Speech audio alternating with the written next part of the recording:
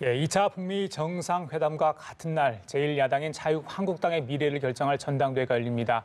이틀 남은 한국당 전대에서 지지층을 상대로 한 여론조사 결과 황교안 후보가 압도적 1위를 달리고 있습니다.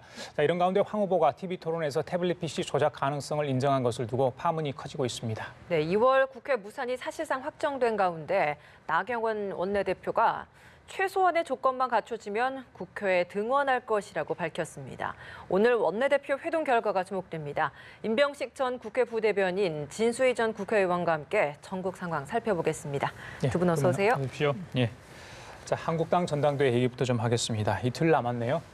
여론조사 결과 보니까 예상대로 황교안 후보가 좀 앞서고 있는 걸로 이렇게 나와 있죠.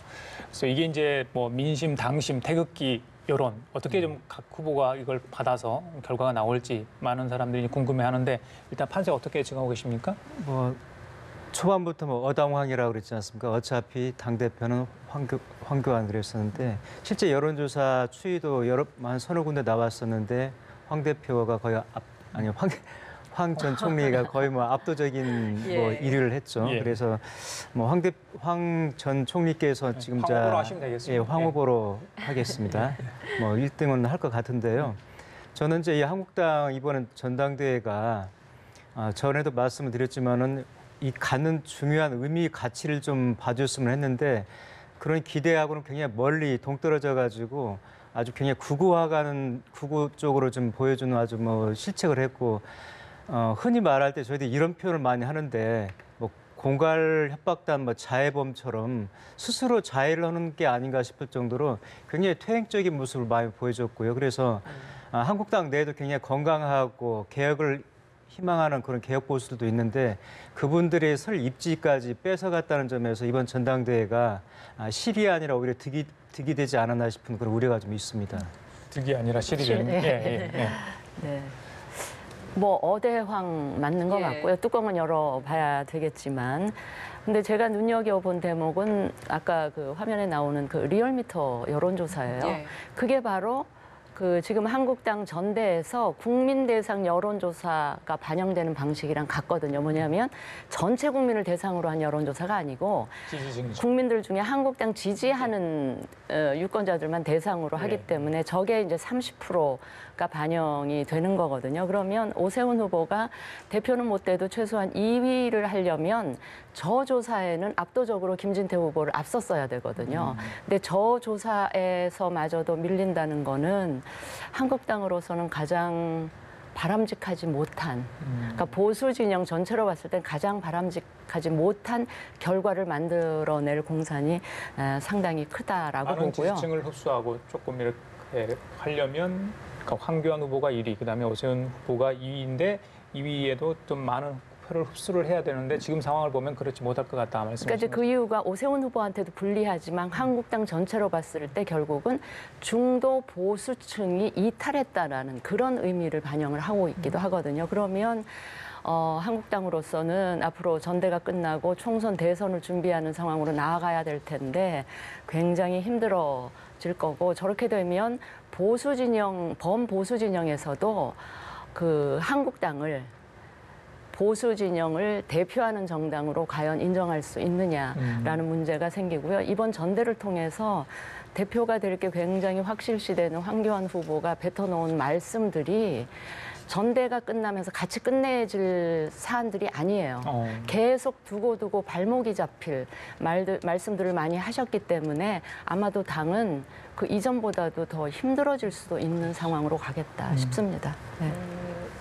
지금 리얼미터 여론조사에서는 60%가 황교안 후보를 지지하는 것으로 나왔는데 또 갤럽에서 여론조사를 보면 오세훈 후보가 41%로 1위로 앞서는 조사가 나왔거든요. 그것도 한국당 지지층 당 지지자가 아니라 이제 전체 국민을 대상으로 한 부분이었는데 이런 부분은 크게 한국당 이번 전대에 크게 영향이 없을 거라고 보시는지요? 크게 영향이 없고요. 전대 끝나고도 한국당이 지금 외연 확장을 하지 않으면 총선 대선 힘든 건 너무 뻔한데 저런 조사 결과를 보면 근데 이제 당 대표 결과가 만약에 황, 김, 오 이런 식으로 가면 아마 한국당은 전체 민심으로부터 더 멀어지는 그런 쪽으로 가지 않을까. 그래서 예. 이번 전대가 뭔가 컨벤션 효과를 이끌어내는 당의 지지율을 올리는 그런 계기가 돼야 되는데 오히려 마이너스 컨벤션 효과 뭐 이런 상황으로 가지 않을까 하는 예. 염려가 있습니다. 아까 임 전 부대변인께서도 뜻보다 실이 많은 그런 전당대회였다 말씀하셨고요. 예. 전당대회 사전 투표율 24.58% 나왔고 오늘하고 내일 일반 국민 대상 여론조사를 하죠. 예. 전대 당일날 현장 투표도 합니다. 아까 말씀하셨던 그런 이유는 왜 발생을 했을까? 그런 상황은 그러니까 전당대회 합동 연설과 TV 토론을 통해서 드러났던 그런 안 좋은 모습들이 어떤 한국당 지지층뿐 아니라 일반 유권자들한테도 좀 많이 반영이 됐다, 실망감을 안겼다 이렇게 보면 되겠습니까? 그렇죠. 그 전대 기간 중에 언론 보도를 통해서 계속 집중적으로 부각됐던 것들이 그 이슈였었거든요. 한국당이 굉장히 퇴행적이고 보수 극우 보수 쪽으로 가는 거 아니냐는 건데 그런 이제 징후들이 초반에 이제 5.18 망언이 터졌었고요.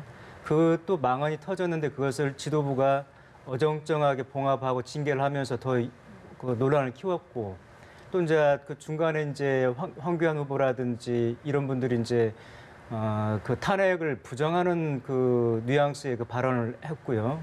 또 거기에 의해서 이제 최근에 이제 최순실 태블릿 PC도 조작 가능성이 있다는 식의 이제 발언을 했었는데 이런 것들은 이미 본인도 이제 그 율사 출신이고 또 법무부 장관 지내고 총리에서 그 대통령 권한대행까지 한 6개월 정도 하신 분인데 본인이 총리 권한대행할 때 그 담화문을 발표할 때 인정한다고 다 발표를 했었거든요. 근데 지금 와가지고 그 어떻게 보면은 그 탄핵 같은 경우는 국회의원들이 저희들이 탄핵 의결 정족수가 200명인데 그때 새누리당을 빼놓고 다 합해도 그 의결 정족수를 채우지 못했었거든요. 그래서 그때 당시 한국당에서 한 58명, 60명 정도가 넘어온 것으로 추정이 되는데 자기 당에 있던 의원들도 한 3분의 1가량이 찬성을 해서 압도적으로 그 탄핵안이 의결이 됐었고요.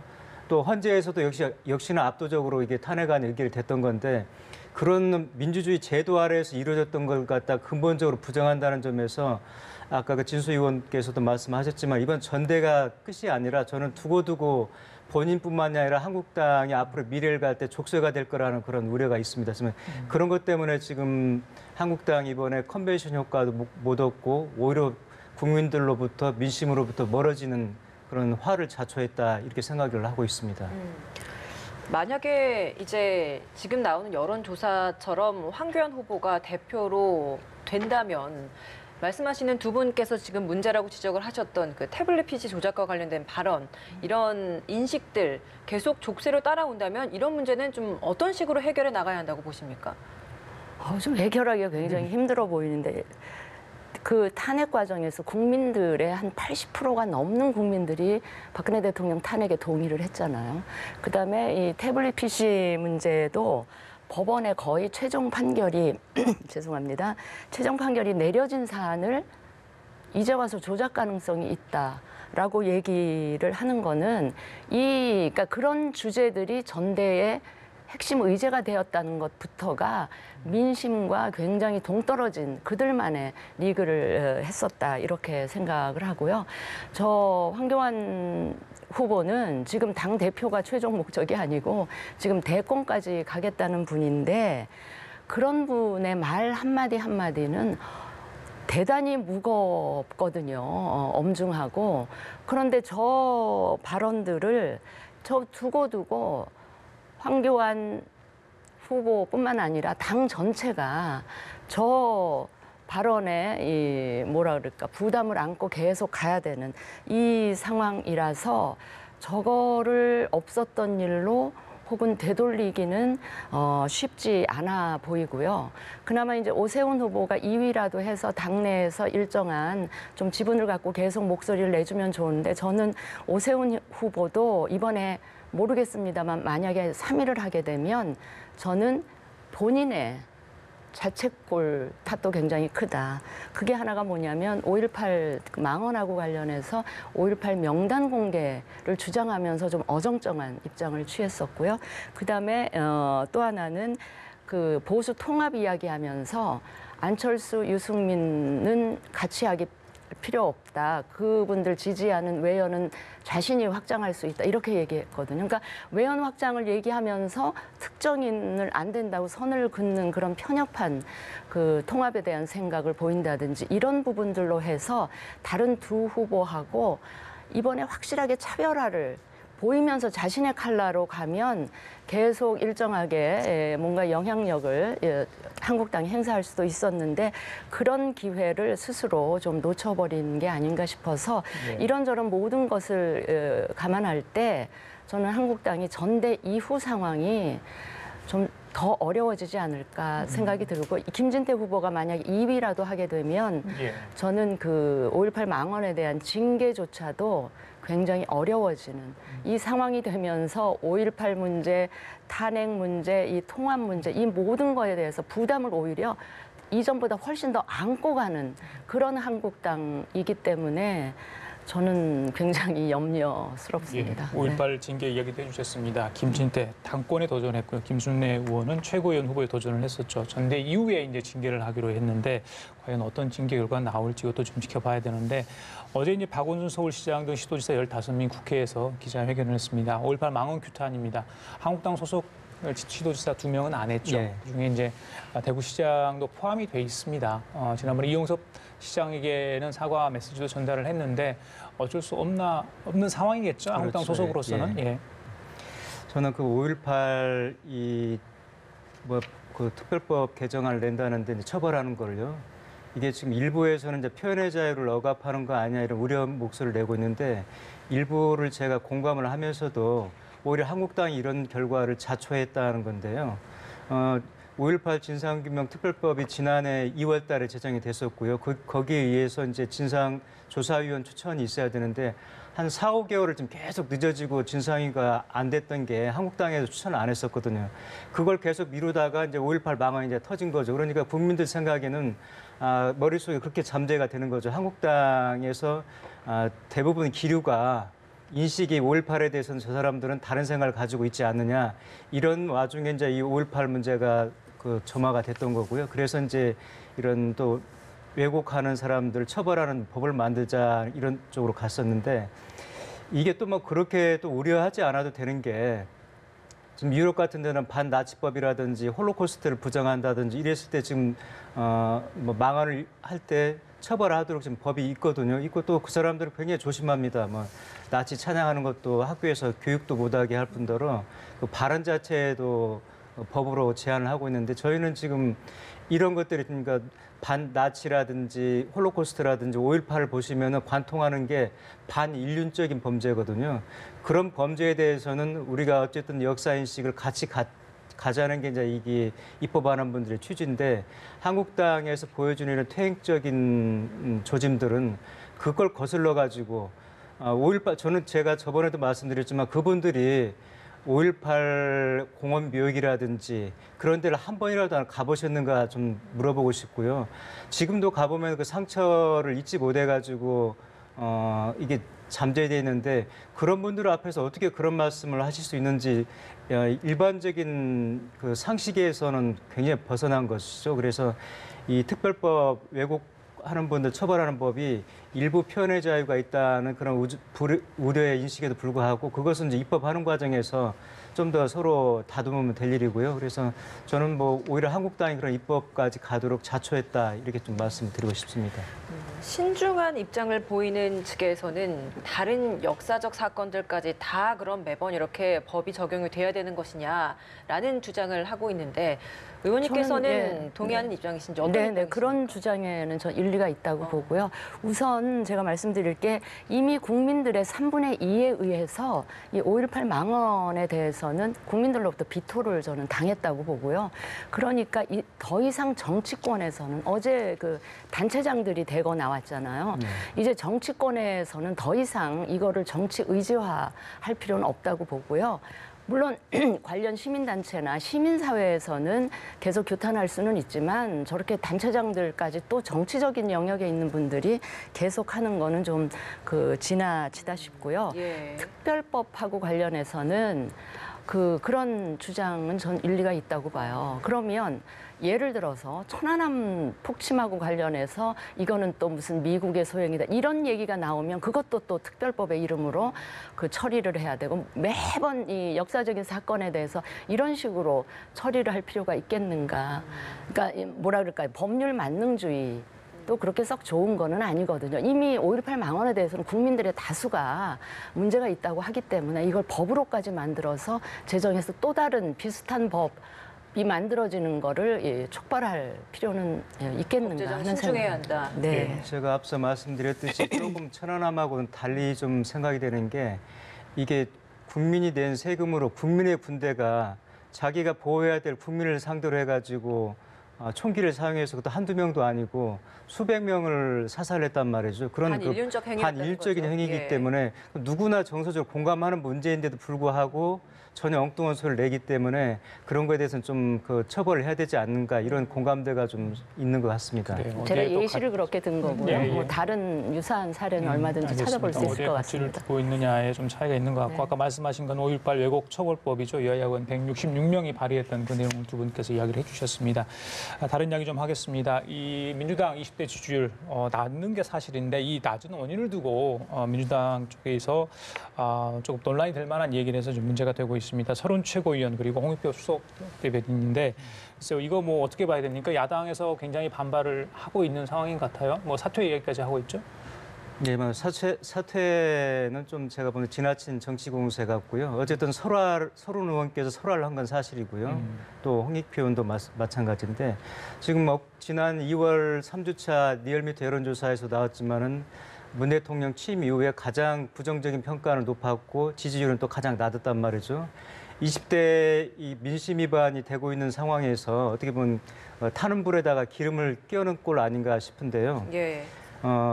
그런 문제를 우리 내부에서 찾아야지 이걸 자꾸 밖에서 찾다 보니까 이런 문제가 생기는 건데 지금 20대가 이렇게 등을 돌린 이유가 보면은 취업난이 굉장히 심화가 돼서 대학을 졸업해도 어떻게 마땅하게 갈 만한 자리가 없고요. 또 뭐 최근에는 뭐 아이돌 외모 지침까지 정부에서 뭐 어떤 규제 가이드라인을 만들고 이런 행태가 20대가 생각하는 거하고는 전혀 다른 방향에서 이 민주당이 움직이기 때문에 그런 과정에서 이렇게 20대가 멀어지는 건데 그것을 반공교육을 잘못시켰다든지 반공교육 저는 최근 정부에서 반공교육을 그렇게 시켰는지 저는 좀 의문이기도 하더라고요. 근데 저희들 때 뭐 60년대, 70년대 학교 다닐 때 같으면 그 말도 좀 맞는 얘기인데 최근 8, 9년 동안에 저는 반공교육이 그렇게 심했는지 저는 그것도 좀 의문인데 여하튼 그런 외부적인 부분에서 문제를 찾다 보니까 자꾸 이런 실화가 발생하는데 민주당이 집권 여당으로서 우리가 뭐가 잘못됐는지를 먼저 돌아보는 좀 계기로 좀 삼았으면 하는 좀 바람이 좀 있습니다. 근데 20대 지지율이 낮아진 거잖아요. 계속 낮았던 건 아니잖아요. 그럼 낮아진 거의 원인을 제대로 냉정하게 찾았어야 되는데 보시면 이제 서른 의원, 홍익표 의원, 그다음에 유시민 이사장 얼마 전에 했었던 발언, 거기다가 얼마 전에 경질된 김수현 전 경제보좌관, 김현철 전 경제보좌관 그분들의 이 말씀이 다 궤를 저는 같이 하고 있다고 봐요. 뭐냐면 첫째는 여권을 지지하면 선이고 정이고 지지하지 않는 그룹들은 악이고 불의하다라는 이분법적인 사고를 갖고 계신 것 같고요. 그 맥락에서 지금 현재 지지를 철회하거나 지지하지 않는 20대들은 철이 없는, 개념 없고 의식 없는 철없는 그 젊은 세대 이런 정도의 사고를 갖고 있는 게 아닌가 싶어서 저는 이 젊은 세대들, 우리 20대들 그들이 잘못한 거는 그냥 기성세대가 만들어 놓은 그 구조 속에서 열심히 치열한 경쟁 구도 속에서 우리 때보다 지금 얼마나 열심히 공부를 합니까? 열심히 공부하고 이제 졸업하고 일자리를 찾으려고 노력하는 죄밖에 없는데 그 젊은 세대가 가진 상처에 이렇게 소금 뿌리는 이런 거는 정말 바람직스럽지 못하고요. 말씀하셨지만 이거는 자신들의 무능을 가리려고 하는 것이고 오히려 자신들이 져야 될 책임을 어디 다른 데 전가하는 좀 어떻게 보면 좀 비겁한 태도로밖에 읽히지를 않아서 당연히 야당에서는 그 의원으로서의 자질 없다, 사퇴 얘기할 만하죠. 왜냐하면 서른 의원 최고위원이에요. 홍익표 의원은 수석 대변인이에요. 당의 최고위원과 수석 대변인과 전에 이제 청와대 경제보좌관. 그러니까 경제보좌관 했던 말씀 생각나잖아요. 20대들 그 헬조선 뭐 불평불만 하지 말고 아세안으로 가라. 아, 이거는 어떻게 보면 열심히 세금 내고 열심히 일한 죄밖에 없는데 그 부모님들은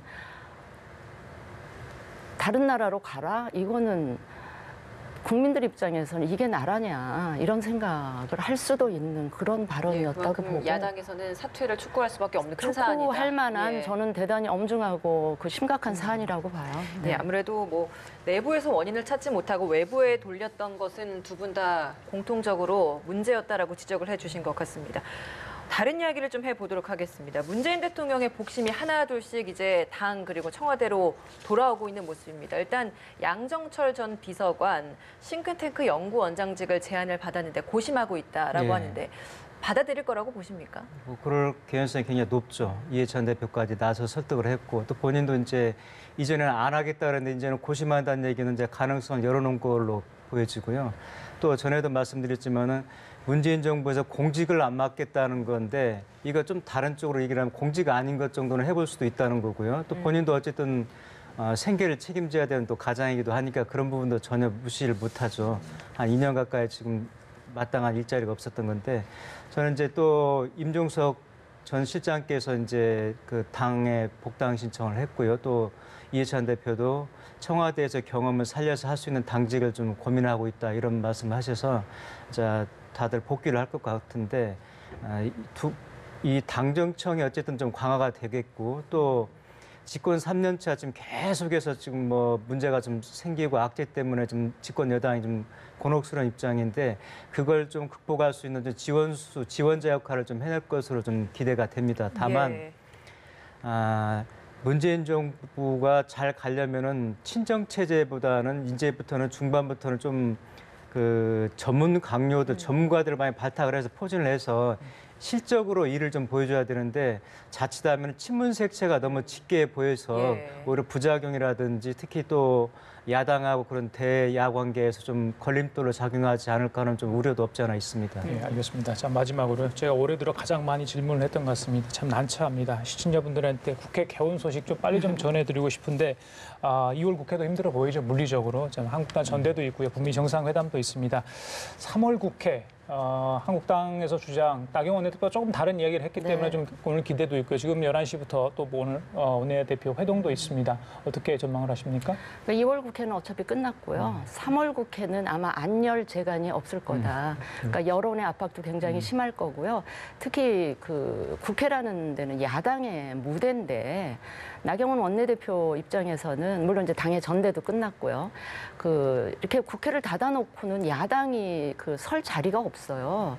그러니까 그 여당이 절대 못 받을 그런 카드를 자꾸 내밀면서 국회를 공전시킬 게 아니라 국회를 열어서 국정조사 요구했던 게 안 되면 그 해당 상임위라도 열어서 상임위에서 따지다 보면 보시는 분들이 저거는 국정조사로 갈 만하다라는 여론의 분위기가 만들어지면 자연스럽게 그때 가서 국정조사를 주장을 한다든지 이런 좀 이렇게 뭐라 그럴까 지혜로운 현실에 바탕하면서 지혜로운 전략으로 국회를 열어서 국회에서 맹렬하게 그 싸웠으면 좋겠고요. 특히 경제 관련해서는 얼마 전에 고용 성적표에다가 최근에는 소득 관련한 성적표까지 다 드러난 마당에 그걸 갖고 좀 제대로 따져줘야 민심도 좀 그 같이 하고 여권도 여당이나 정부도 더 긴장하면서 정책을 가다듬는 그런 촉진자 역할을 좀 우리 야당이 해 주셔야 될 것 같습니다. 예, 알겠습니다. 지금까지 임병식 전 국회 부대변인 진수희 전 국회의원 두 분과 함께 얘기 나눠봤습니다. 말씀 감사합니다. 고맙습니다.